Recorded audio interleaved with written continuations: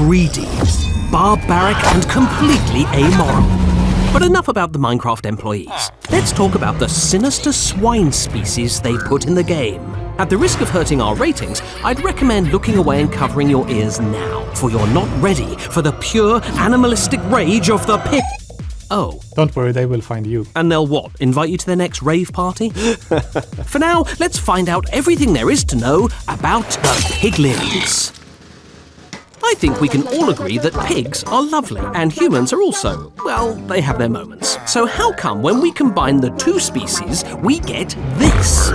Crude, brutal pigs. Rowdy, hungry. Maybe you don't say like greedy. The piglins are quite complex. They are brute and savage, but they are also quite civilized in a very uncivilized manner. To summarize, they're jerk faces. The idea of piglins sparked from the zombie pigmen, introduced in the game way back in 2010, an undead porker that raised a lot of questions. Basically, as long as there were zombified pigmen, which is what started this all in the Nether, the question of, well, what were they like before they were zombified came up. People started wondering. And then in 2016, we started planning to have a proper Nether update. We needed a kind of civilization in there that has a bit more depth than perhaps the ones that inhabit the old Nether. It was about expanding the universe, but also adding more mystery. And that's exactly what the team did. New biomes, new structures, and a whole society of new piglins. You've got your normal piglins, you've got your zombified piglins, you've got your brutes that you find in the bastions, and they're obviously a little bit more serious. You don't say.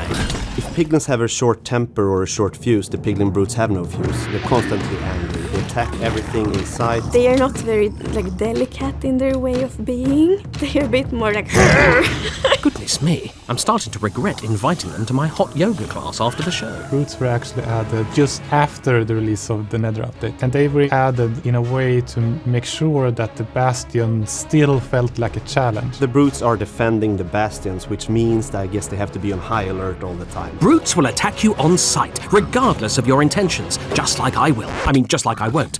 Why don't you try and get along with some of the other piglins instead? The normal piglins, they will stop attacking you, they will accept you, if you're wearing anything of gold. Why, how shallow and utterly materialistic. Note to self, don't say that to their faces. Gold is fancy, gold is wealth, and gold is sometimes power. And in the Nether, you need power to stay alive. So we introduced gold bartering, a more abrasive version of the trading you do in villages. And if you're wondering what abrasive means, well, I'm afraid I don't know. Sorry. It was important for us that it wasn't same as trading, because the piglin's personality isn't really that you have like a nice conversation, like, oh, can I get this for 2 emeralds? Like, no, that's not really their style. Bartering couldn't be simpler, which is good because it's my job to explain it, and I couldn't be simpler either. You simply offer your gold to piglins by, well, throwing it at them. Then said piglin picks up the gold, stares at it, how riveting, and then gives you something in return. Sometimes something very useful, like enchanted books, potions, and even ender pearls. But other times, You might not always get what you're looking for, that's for sure. The piglins' rules are there, and you have to adapt to them. They won't adapt to the players. I gave the piglins my entire life savings, and in return all I got was soul sand. True, I love soul sand more than anything in the world, but they didn't know that. When you live in the Nether, sometimes soul sand is all you got. So if that's all you got, then here you go. Yes, but why should I have to suffer? Oh, I suppose living in the Nether is no picnic, unless you like having picnics in lakes of molten lava.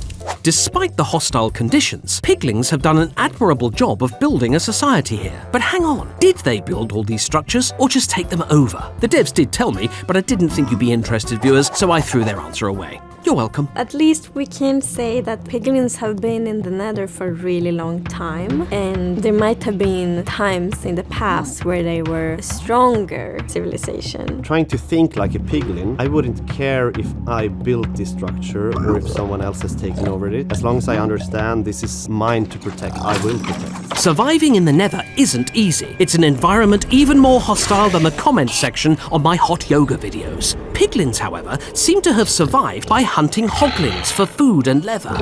We think about items based on the environment that the mobs live in. For instance, the desert villagers have a lot of green because they get the green dye from the cactus. And for the piglins, most of their clothes are meant to look like they're made from leather, and leather you get from the hoglins. Hunting can of course be savage and brutal, so we toned it down with some dancing. Wait, seriously? It's also funny to watch piglins like from a nature perspective. If you zoom out and just watch them, how the flock sort of hunt the hoglins, and then when they kill it for food, they do a little, victory dance. But if they're outnumbered by the hoglins will hunt them. If you score some dinner, sometimes you feel like dancing. It's not the most important thing, but I just am extra fond of the floppy ears. The work on the piglin started in the work with legends. And in legends, all the mobs are a little bit more chibi, shorter, big heads. And they added the floppy ears. Super cute. We did talk about letting hoglins have a dance too. I think we did prototypes for it when the hoglins outnumber piglins and kill them. It didn't end up in the game. I wonder why. They just can't seem to vibe with Pigstep. Pity. Speaking of music/disturbing sounds, their behavior is very emotion-based. Either they're sort of completely in neutral peace, or they are very aggressive, or they're very happy, or they're bartering with you and they don't like your offer, or they do like your offer. So we have to cover a lot of emotional outlets. Well, we don't have emotions in Britain, so Samuel, please demonstrate these emotions for us. They are at peace, but they're also a bit confused at what's going on. That sort of plays with their maybe not being that smart.